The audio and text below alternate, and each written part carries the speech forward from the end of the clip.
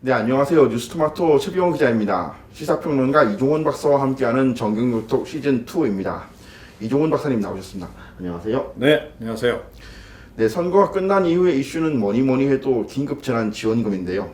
여야 모두 선거 때 재난지원금을 공약한 바 있습니다.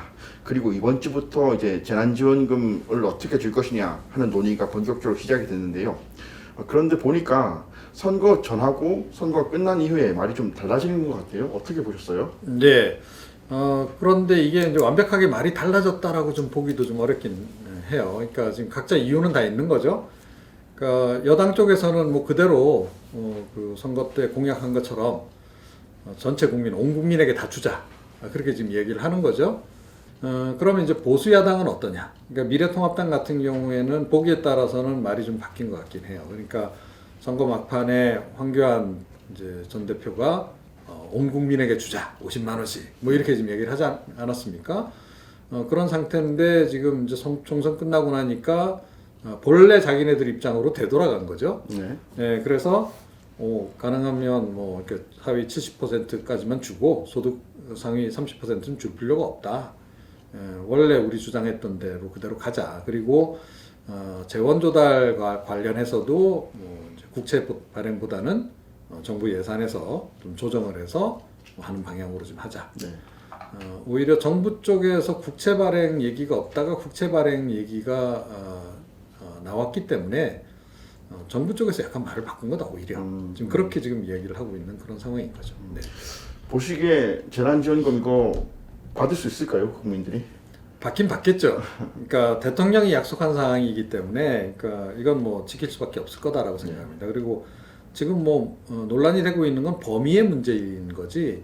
그리고 이제 금액도 좀 약간 뭐 조정이 될 가능성은 없잖아 있긴 합니다만, 일단 뭐 지급을 해야 된다는 거에 대전제에 대해서는 큰 이견이 지금 없는 그런 그 상황 아니겠습니까? 이제 그래서 이제 지급은 될 것 같은데. 이게 논의가 좀 길어지다 보면 그 원래 예정했던 시점보다 지급 시점이 좀 늦어질 수는 있는 거죠. 그러면 과연 그게 긴급 재난지원금으로서 그 긴급의 의미가 과연 있느냐 그런 논란의 여지는 여전히 있습니다. 그래서 사실은 좀 빨리 신속하게 일을 진행을 시키려면 여당이 일단 지금 정부 쪽 의견도 그렇고 뭐 야당의 의견도 그렇고 하니까 원래 문재인 대통령이 약속했던 대로 일단 먼저 지급을 하고 그 다음에 소득 상위 30%에 대한 그 추가 지급 문제를 여야 협상을 통해서 결정을 짓는 방식으로 가는 게 어떨까? 그게 일단은 빨리 일을 진행시키기에 좀 유리한 방식이 아닌가 싶어요. 그리고 이걸 지금 이제 시행하는 이유는 결국은 좀 자영업자들 때문에 그런 거 아닙니까? 그렇죠. 예, 좀 굉장히 어려움을 겪고 있는 그런 분들이기 때문에 빨리 그분들의 이제 영업 상황을 좀 진전시키기 위해서 국민들로 하여금 이제 강제 소비를 하도록 하는 이제 그런 효과를 노리는 거 아니겠어요? 그렇다라고 본다면 이게 시점이 굉장히 중요한 거죠. 그렇죠. 예, 그렇게 보면 일단 일이 되는 방향으로 움직여 가는 게 어떨까 그런 생각입니다. 네, 지금 시점 얘기를 하셨는데 흔히 저희가 뭐 골든타임이다, 뭐 아까도 말씀하셨듯이 이게 긴급성을 요한다 이렇게 그래서 이제 긴급재난지원금이라는 이름까지 붙었는데 지금 모양새를 보면 여당 대 더불어민주당 대 통합당과 정부가 한편에 지금 뭐 한편이라고 표현하기 그렇지만 어쨌든 같은 생각인 것 같아요. 그러면 키는 결국에 여당이 지고 있다고 봐야 되나요? 아니면 어디에 있다고 보시는지요? 그러니까 뭐 아무래도 이제 여당의 의견이 중요하긴 하겠죠. 이런 생각도 한번 해보는데요. 그 통합당에서 전 국민에게 50만 원을 지급한다는 것은 원래 통합당의 당론이었다기보다는 황교안 대표의 발언이었잖아요. 그런데 선거 이후에 통합당에서 입장을 선회한 것은 어떻게 보면 이제 황교안 대표의 어떤 그만큼 당내 영향력이 줄어든 어떤 증거라고도 볼 수 있는 건가요? 그렇게 볼 수도 있죠. 그래서 뭐 일각에서는 이게 뭐 황교안 지우기 아니냐, 뭐 이제 이런 얘기도 나오는데, 그런데 사실은 그 황교안 전 대표의 그 총선 국면에서의 그 갑작스러운 제안 자체가 이게 충분히 숙성된 상태에서 나온 당론으로 보기가 좀 어려운 거죠. 그때는 그야말로 뭐 한 표라도 더 얻기 위한 그러니까 표심 획득 차원에서 좀 한 거로 이렇게 봐야 되는 거 아니겠습니까? 그래서 통상적으로 그런 식으로 이제 그 선거 임박해가지고는 각 당이 많이 약속을 하는데 그건 약간 좀 신뢰도가 떨어지는 약속들이라고 봐야 되는 거죠.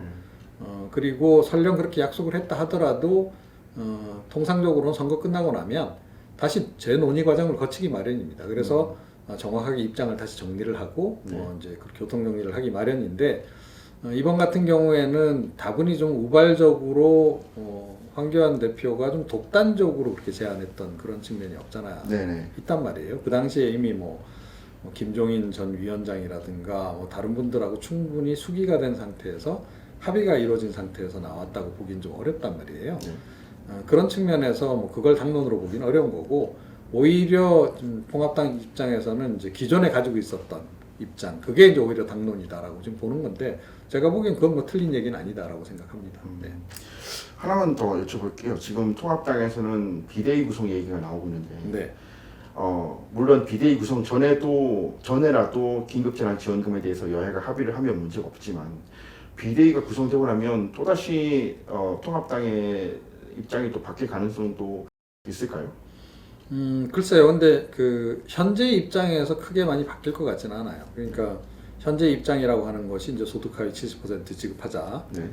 그리고 이제 적자 국채 추가 발행 없이 하자는 얘기인데 이건 이제 결국 정부 아니란 말이에요. 네.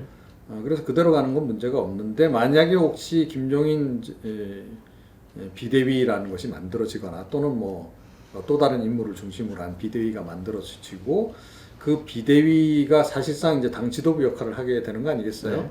이제 거기서 아니다 이건 뭐 황교안 전 대표 약속대로 뭐 온 국민에게 지급하는 게 맞다 또는 금액도 뭐 더 상향 조정하는 게 맞다 이렇게 또 이제 다시 입장이 정리가 된다 그러면 이건 또 다른 이제 그 협상이 필요한 거고 뭐 좀 약간 분란의 여지가 있을 수 있는 거죠. 그런데 그럴 가능성은 별로 높지 않다 이렇게 생각을 합니다. 그래서 정부 여당 안에 일단은 지금 이제 찬동하고 있는 미래통합당의 의견은 이 사안과 관련해서는 그대로 유지될 가능성이 높지 않나 네. 이렇게 생각합니다. 그리고 오히려 그 비대위에서 새로운 제안을 내놓을 가능성이 더 있죠.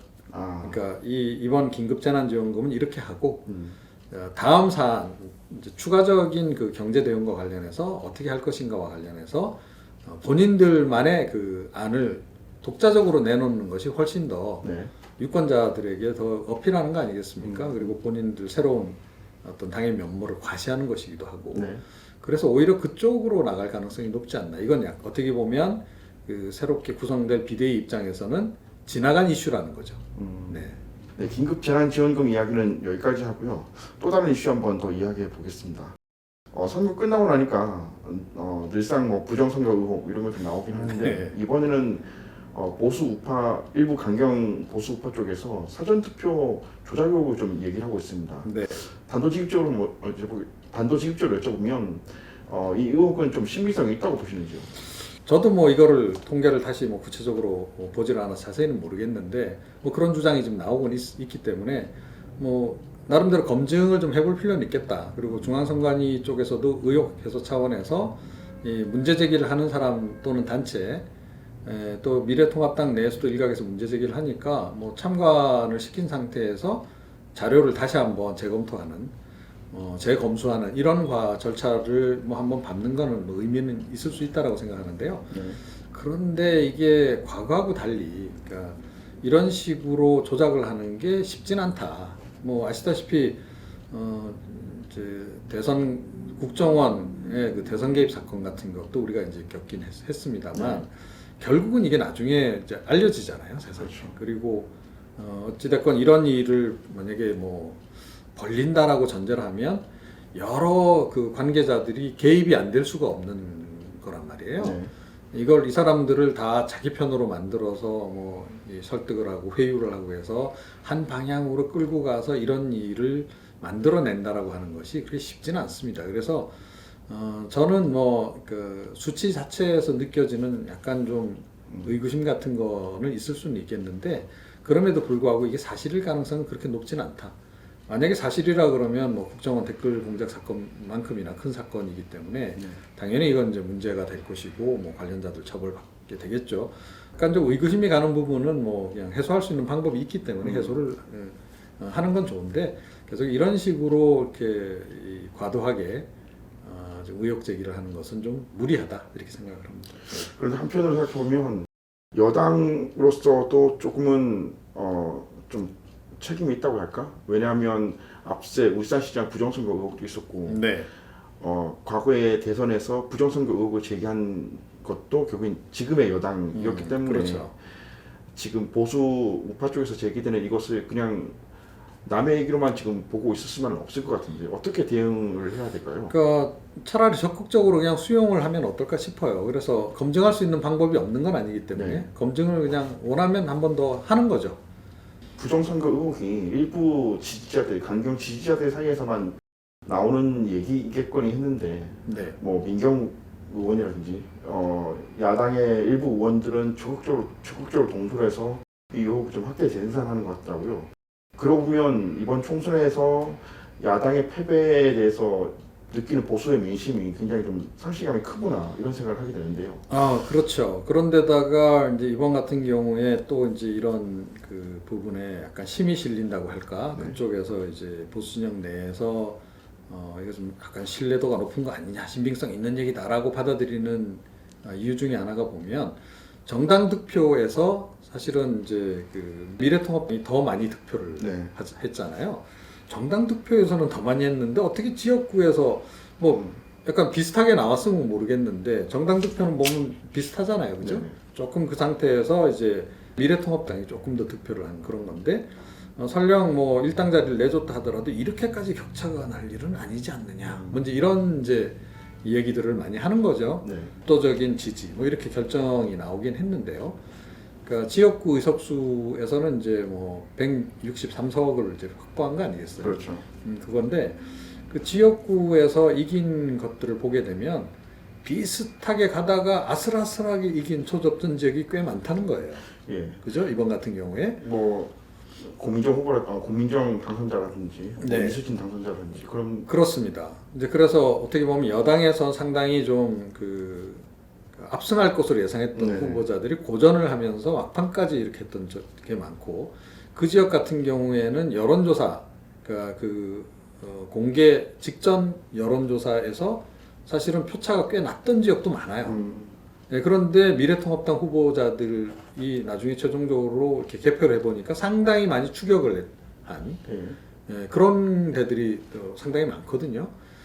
그걸 이제 그 내용을 좀 볼 필요도 있다. 그러니까 의석수가 결과적으로는 뭐 180석이 되긴 했지만, 그러니까 미래통합당이 놓친 그 의석, 네. 놓친 지역구에서의 득표가 보면 의외로 그러니까 선전한 데들도 꽤 있다라는 거예요.